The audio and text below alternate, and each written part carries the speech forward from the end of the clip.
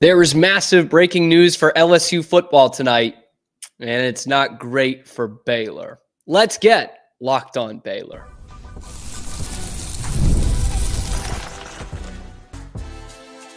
You are Locked On Baylor, your daily podcast on the Baylor Bears. Part of the Locked On Podcast Network, your team every day. Hey there, Bears fans. Welcome to another episode of Locked On Baylor, brought to you by Gametime and part of the Locked On Podcast Network, where it is your team every day. I appreciate you making it your first listen today and every day. I'm your host, Cam Stewart of ESPN Central Texas and The Cam Show on YouTube, Rogue Media Sports Network. Boy, do we have some breaking news tonight all across college football, but one that pertains specifically to Baylor's bowl game, which might give more of the advantage to LSU, plus the shocking development in the Bill Belichick to college football saga, why that means something to all of us, not just North Carolina. And the Bears got the win on the hardwood on Wednesday, but there is something a little bit concerning about this team that reared its ugly head once again in this game. All that and more coming up on this episode of Locked On Baylor. I will admit to you guys, I had a whole episode already recorded, already ready to go. And then after I get off that recording, I see that Garrett Nussmeier has announced that he will stay at LSU for one more year, which of course means he will be playing in the bowl game against Baylor on New Year's Eve. That's the big news of the night. The LSU quarterback is coming back. Originally, that was one where it looked like he was going to be an NFL draft guy, which almost certainly means opt out for something like the Texas Bowl for an SEC team. Like, that's no doubt that's an opt out. Instead, he is sticking around and is going to play in this game. And that is not great for Baylor. In fact, him not playing, him opting out, I think was going to be a huge benefit for Baylor's chances. And that's not a knock on Baylor. That's not to say they're not supposed to be competing against an SEC team. That is a tip of the cap to Garrett Nussmeier, who is a heck of a college quarterback, man. The numbers in terms of the picks aren't great, 26 touchdowns to 11 picks this year, but he's thrown for over 3,700 yards. And if you go and kind of look into the annals of LSU quarterback history, which is pretty good, the chances are after the game against Baylor, he will be their second high. He will have the second most passing yards in a single season in LSU history, only behind Joe Burrow in 2019. You might remember that season. He threw for like 5,660 touchdowns on the way to winning the Heisman Trophy. But if he does get into second place all time, that means he will also pass Jaden Daniels, another Heisman Trophy winner. So this guy is legit, Garrett Nussmeier. You know, you hear about some of the other quarterbacks in the SEC, obviously Jackson Dart, Carson Beck for better or for worse, Jalen Milroe, DJ Lagway, the Baylor legacy at Florida. You hear about these guys week in, week out. You don't hear a lot about Garrett Nussmeier, and that's a shame because he's pretty darn good. And that's obviously big news for LSU fans next year. But as we look at it for Baylor, that's big news for the Texas Bowl. So does that give more of an edge to the already favored LSU? Absolutely it does. But what it does for us, the fans, is puts together a hell of a quarterback matchup. Because, like, it would have been great for us, the Baylor fans, just to see, A.J. Swan out there against Sawyer Robertson. But us, the football fan, now gets to see Garrett Nussmeier against Sawyer Robertson. Two guys that have been slept on in their own conference. Two of the great, underrated quarterbacks in their respective conferences.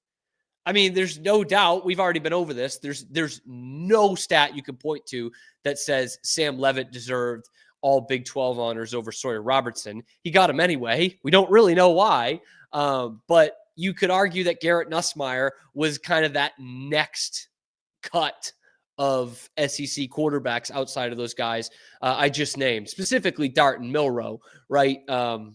Diego Pavia, if you will. He's right up there. So that is a bummer for Baylor. That's a huge lift for LSU. And what that could do as well is put some momentum in LSU's pocket. And I know you're probably thinking, well, Cam, they've been ranked 10 out of the 12 weeks. They're the favorites in this game. They're coming off a blowout win against Oklahoma. Like, why wouldn't the momentum already be there? Well, for two reasons. First off, Baylor's won 6 in a row. So they feel momentum is on their side. And they've got, for this Garrett Nussmeier news, how big that is for LSU, that's times like 5 for Baylor. Like, you could argue like their 5 or 6 best players are coming back next year. So the momentum outside of, the gridiron is probably on Baylor's side. But what it does for LSU is this is meaningless bowl games for the SEC. Most SEC teams are just going to throw this out the window. They're going to have opt-outs. They've already had opt-outs. But now when you see your starting quarterback, your star quarterback, is going to play in this game and is going to play for you next year, that's a big lift to a team that normally would not give much attention to the Texas Bowl and playing a Big 12 team. And that place is going to be fired up at NRG. We're still calling it NRG Stadium. When number 13 gets announced and as he takes the field. But LSU is going to have their own problems personnel-wise going into this game in terms of the opt-outs, which we'd already mentioned. There's already been a few. They've got guys entering into the transfer portal. And last I checked, they were slim favorites. It was 1.5 points. So I expect that to go up since they will have their quarterback in this game. So bummer for Baylor, big lift for LSU, but I think this is going to be a fun game for the neutral. It's going to be easy on the eyes, I think, with this quarterback matchup. And I know some of the opt-outs for LSU come on the defensive side as well. So you've got 2 offenses who can put up the points, 2 quarterbacks who can really sling it. And this could be a lot of fun. It reminds me of the last time Baylor was in the Texas Bowl, which was 2018. Again, obviously an SEC team in Vanderbilt, a couple of 6-6 teams.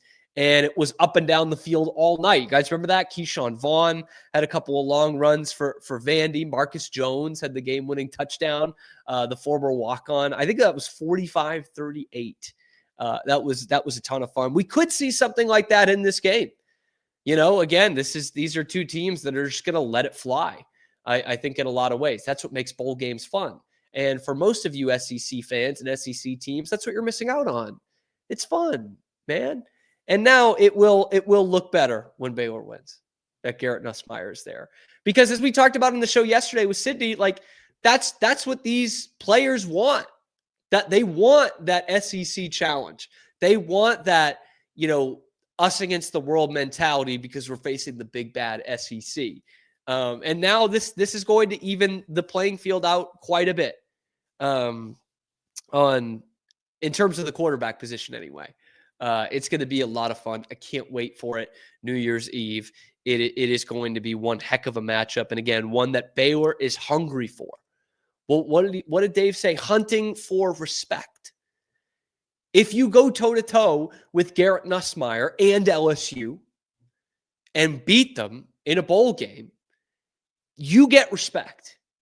To use a Tom Brady quote, he's like, you're honored. Your kids are honored if you win the Texas Bowl against LSU. So once again, Garrett Nussmeier going to play, going down as one of the best quarterbacks in LSU history and coming back for a 5th year. And if you guys have followed along with the SEC, I mean, he's had some times where he should have been out of games.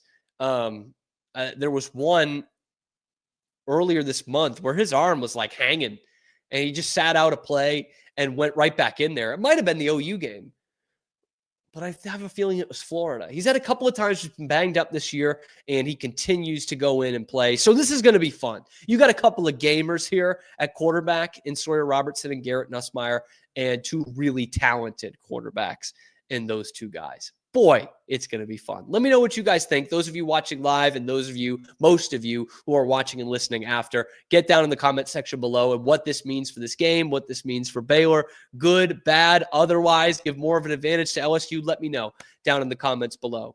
The other big breaking news of college football for the day is Bill Belichick and where he's headed and what that means for the rest of college football. That is coming up next on Locked On Baylor after a word from our sponsor, Gametime. Gametime, y'all. I mean, you want to give the gift of an awesome game day experience at the stadium, at the ballpark, on the pitch, wherever you want to go.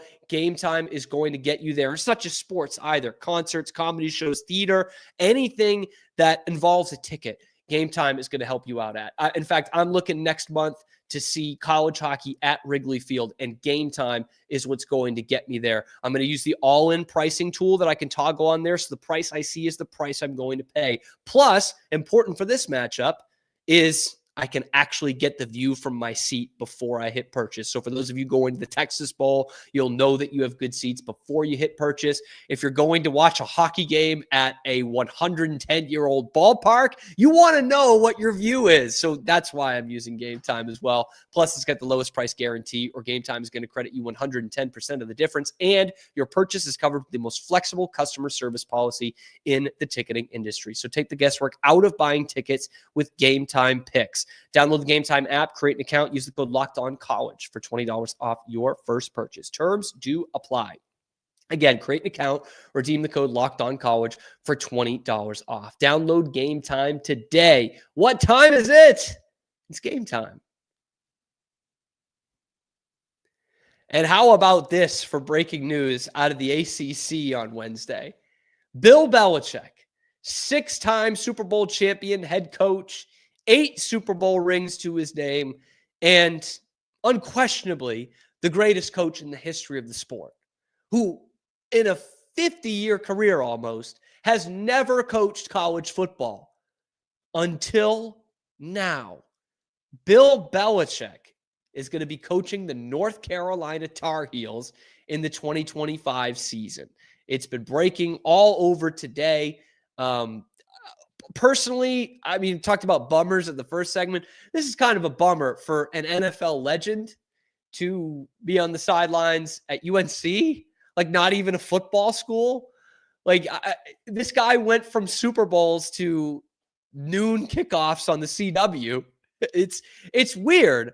It's weird, but it also has huge effects on college football as a whole. And yes, that does include Baylor, because let's look at this from a bird's eye view. First off, it's one of the most shocking moves in the history of football. We've never seen an NFL coach that successful go down to college. Never.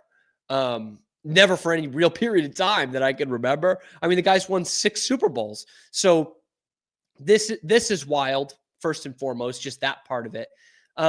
He's signing for 3 years and $30 million. So with $10 million AAV. That's pretty big in and of itself. And then there's the reports coming out from yesterday about they called it the organizational Bible. I think in college football, we call this a manifesto of 400 pages for exactly how this is going to work.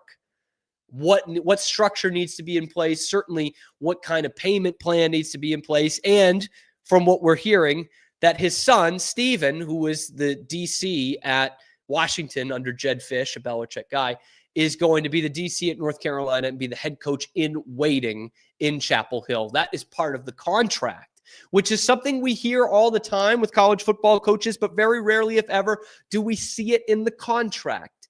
That's something that will be interesting to look for going forward for college football coaches. And how does this open the floodgates?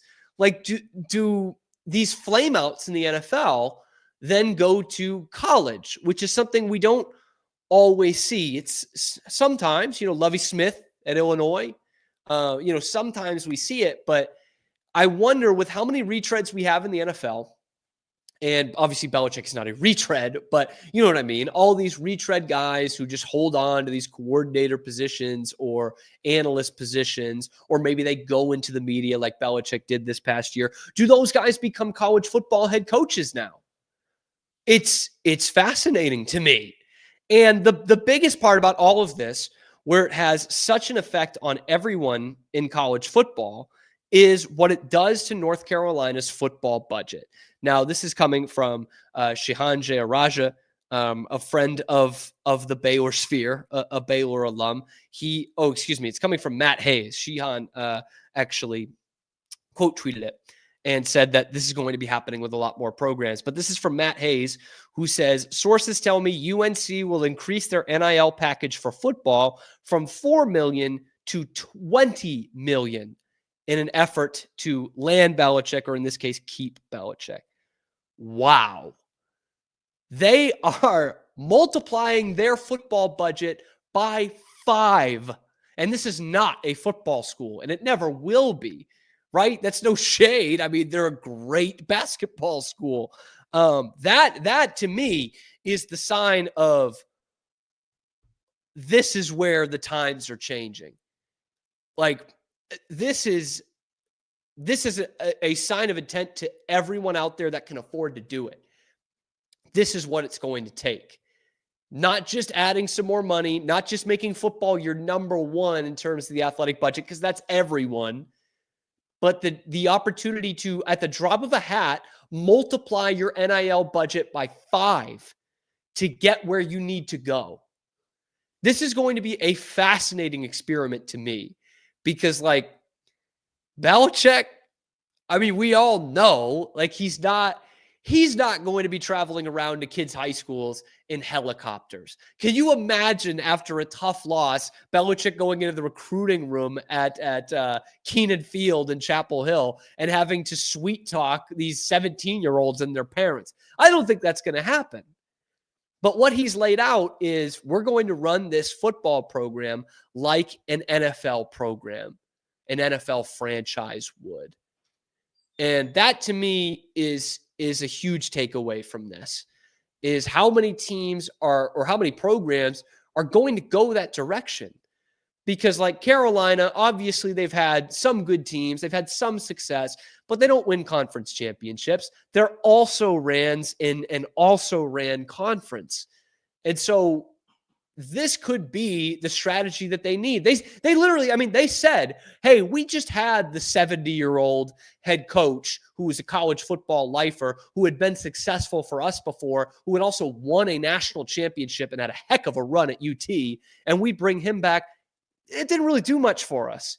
You know, we got a top 3 pick out of it at quarterback, but it doesn't do much for us at North Carolina. We need to try something else.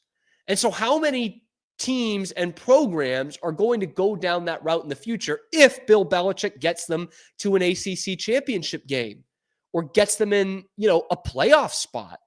Now with a 12-team playoff, is that off the table? I don't know. The guy wins all the time. He's like the best winner ever. So what does then what does become of these also rans in these conferences? You know, just at the drop of a hat, you know, what does that do for Illinois or Rutgers or Vanderbilt or Mississippi State, or these teams that at best just can't quite get over the hump? What does that do for them? You know, I would use Kansas, but they've got their head coach. Kansas State, they've got a good head coach in there. Arizona, you know, talking about teams that couldn't get over the hump even at their best. Do they look the NFL route? This is going to be a fascinating experiment. And an experiment is what it is, because he's going to come in here and turn it into an NFL factory. And what kind of sales pitch is that in the NIL era? That, hey, we can't give you that much money. Although with this huge funding that's going into them, I don't know how much that is to pay Belichick and how much that is going to players, but now they're throwing $20 million a year out there. So that might be a little different, but they're never going to have the money of Oregon or Ohio State or Nebraska or Alabama, I guess, is now in that playing field. They're not Texas. They're not going to have that money. But what they're going to be able to sell you on is, we've got the best coach ever to coach this sport, and he's going to get you ready for the NFL. So do you want the money now, or do you want to get to the NFL? We'll give you some money now, but you can take that big payday from Oregon, or you can come here, get some money, make a good living, and play in the NFL. And how many college football programs will go that direction? I think that we all have something to gain from keeping an eye on this Bill Belichick situation. We also need to have some gains on the hardwood. That's clear, since Baylor is now no longer ranked. But even in victory today, I think there was a concerning trend that continued in this game. I'm going to tell you what that is after this message from FanDuel. It's on Locked On Baylor.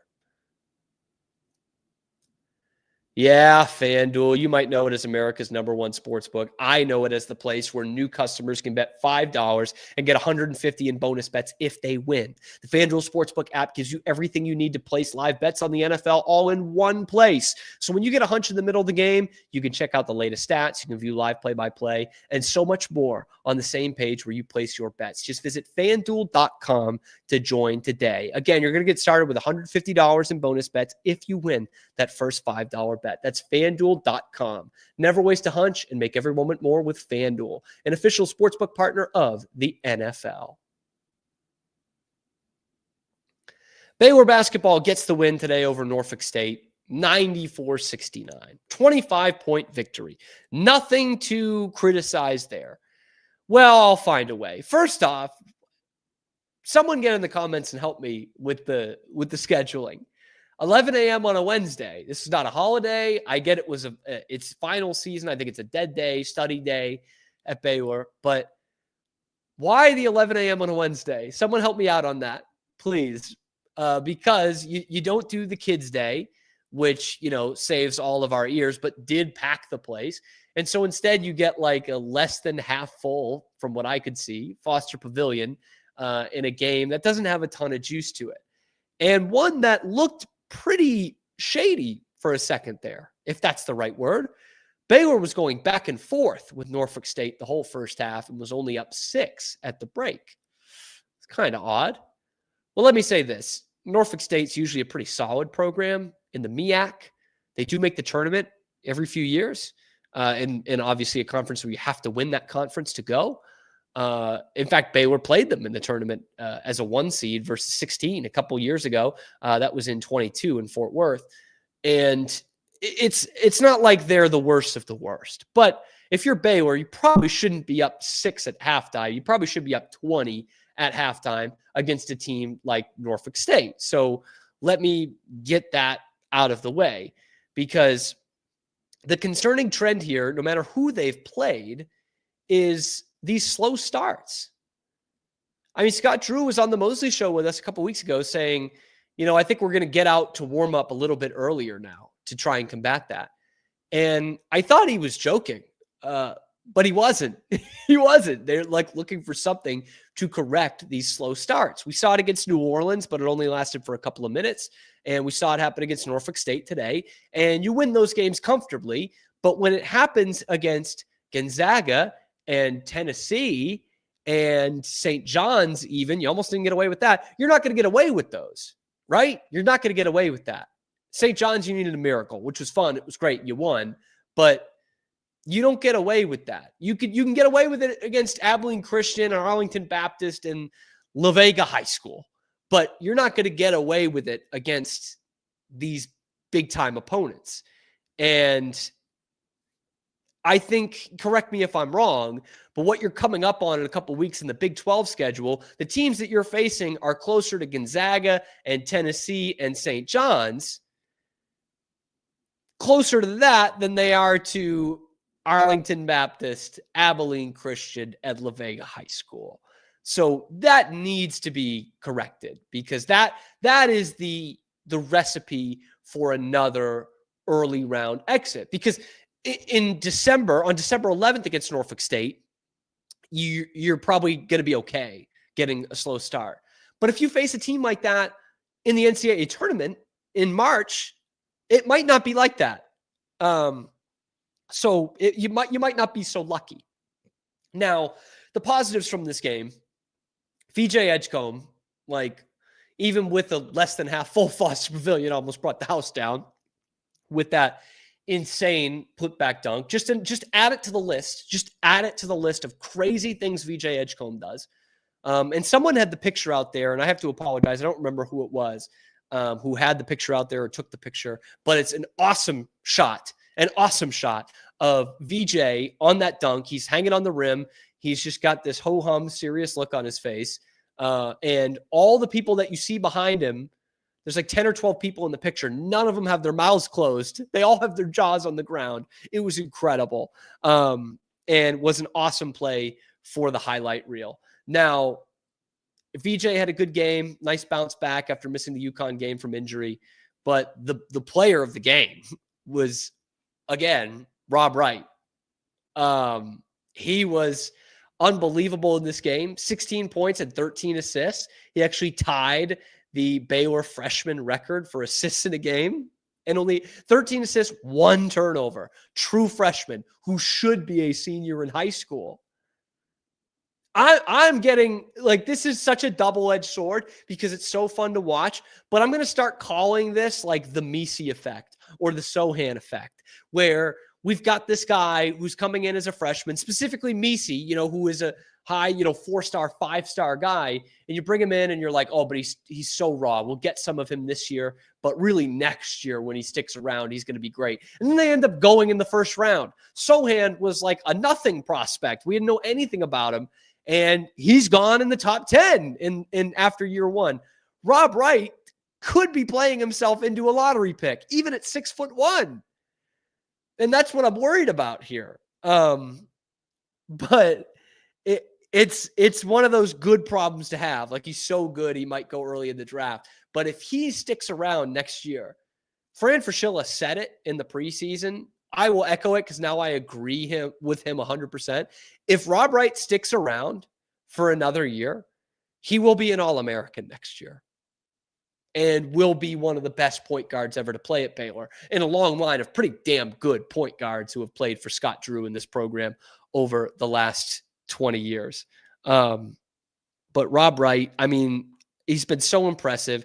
He just does not miss a beat. I mean, we talked about some of the learning curve that some of these freshmen have. I mean, every year we talk about it, but we talked about it with VJ this year, especially those first couple of games. But Rob Wright is a guy who came in and just didn't miss a beat. I mean, right? His maturity, his decision-making, his athleticism, his finishing at the rim, his craftiness, like, it's all there at a high level. Like, even these big games, he's played really well. Like, I don't have a problem with this kid going into the conference season. And obviously you need Jeremy Roach back for this team to be successful. I'm a huge Jeremy Roach fan, and God forbid this does not happen. But if he picks up an injury in the conference schedule, I don't think any of us are worried about Rob Wright running the show in Manhattan or Lubbock or Lawrence, Allen Fieldhouse. Well, I think he can go into these buildings and succeed. I really do. Obviously, your best team is the one with Jeremy Roach on it. But Rob Wright is a vital part of this team. And you might have the best freshman duo in the country. You don't have enough ranked wins and you're not in the rankings, but you might have the best freshman duo in the country with VJ Edgecombe and Rob Wright, who seem to really like each other. VJ was out of that game against UConn and he was wearing a Rob Wright shirt. So pretty cool stuff there. Anyway, guys, let me know what you think about this Nussmeier news and what's going on with Baylor basketball, what this Belichick news means for college football. I think there's so many different angles you can go with that. Let me know down in the comments below. Let's try to be nice to each other in the comments below. And be sure to like and subscribe. It really helps out the channel a lot. I know a lot of you watching and listening are not subscribed. So if you want this Baylor content every day and really news around college football, be sure to hit that subscribe button. We're trying to get to 4,000 subscribers. That would be a real big number for us. And you guys are really helping grow the channel this year. And I really appreciate that. But I thank you for making it your first listen today and every day. We will, of course, keep you up to date on all the LSU news as well as all the Baylor portal news. We'll have some of that tomorrow, of course. And then we're going to throw in a little wrinkle tomorrow that some of you might not like, but I think it's an interesting way to look at this. And we're going to be talking about the Heisman race a little bit on tomorrow's show, your favorite show, which is Locked On Baylor.